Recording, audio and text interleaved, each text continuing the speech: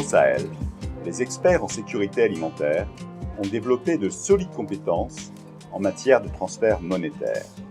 Les humanitaires qui interviennent dans le cadre de crises chroniques travaillent de plus en plus avec les spécialistes du développement pour accroître l'impact de leur action sur le long terme et agir sur les causes de la pauvreté.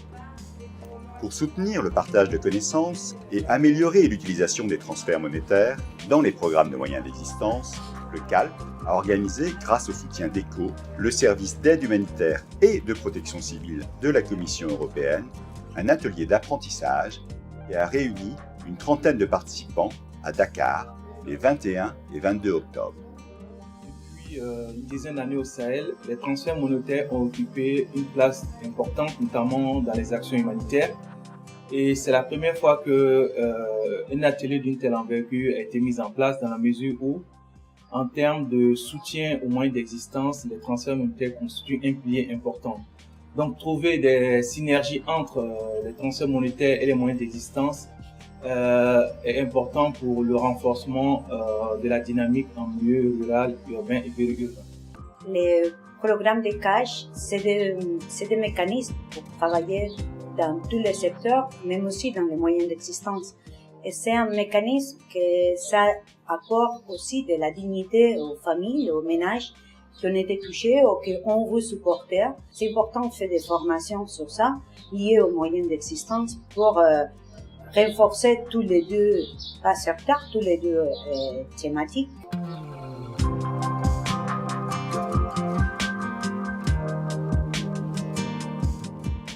Donc on peut dire que c'est les ressources, les actifs, économiques, sociaux, politiques, etc.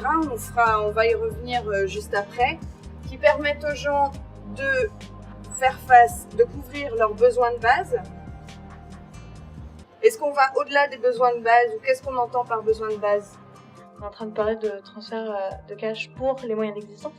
Et dans ce cadre de ce cadre de programme, les ménages bénéficiaires peuvent être des pauvres et des très pauvres, mais peuvent être aussi des cibles complètement différentes. Notamment sur des sorties de crise, sur des situations post-crise où il y a des ménages qui n'étaient pas forcément du tout les plus vulnérables, mais qui ont eu, suite à une catastrophe naturelle, suite à un conflit civil, la perte de leurs moyens d'existence qu'il faut reconstruire. Et donc là, le critère, c'est pas du tout un critère de pauvreté, c'est un critère de personnes qui ont été affectées potentiellement par un événement. Avec les coupons, effectivement, on limite l'objectif et on cadre beaucoup plus, ce qui fait qu'on a un suivi quand même plus facile qu'avec le cash direct. Plus il y a de flexibilité, plus il y a de liberté dans l'utilisation de l'argent, donc plus ça peut avoir d'impact sur les moyens d'existence.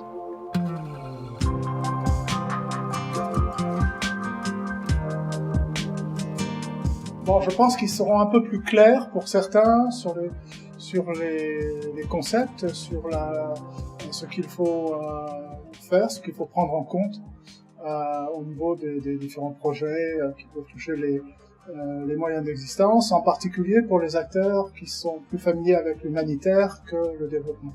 Les premiers résultats sont déjà très prometteurs et donc je suis très intéressée à voir ce qu'on va apprendre encore et à continuer à échanger avec les gens parce que c'est ça qui est vraiment intéressant dans cet atelier-là.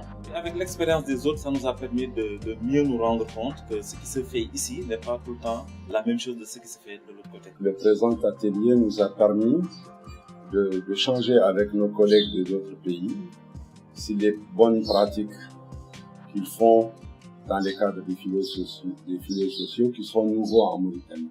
C'est souvent le contexte aussi qui détermine, et puis l'analyse, l'objectif aussi. Et donc, il n'y a pas finalement de schéma très défini par rapport justement à ces transferts monétaires.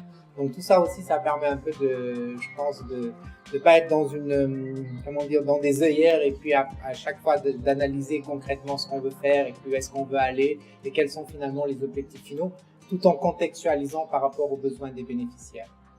Avoir un apprentissage sur les pratiques de cash plus large que l'aide alimentaire qui vise à renforcer, diversifier, créer de nouveaux moyens d'existence pour les ménages, notamment les ménages vulnérables dans la zone Afrique de l'Ouest, c'est vraiment une thématique qui est fondamentale.